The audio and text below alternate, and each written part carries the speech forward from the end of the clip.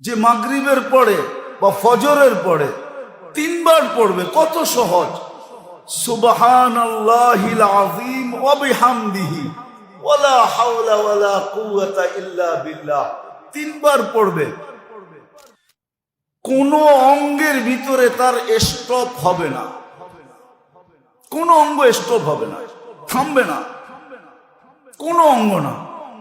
Stroke হয় না, আসলে স্ট্রোক হয় না, আসলে স্টপ হয়, থাইমা যায়।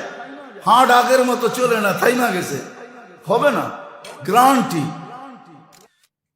প্যারালাইসিস হবে না। সাহাবী রাসূল কসম খেয়ে বলছে হবে না। কে পড়ে?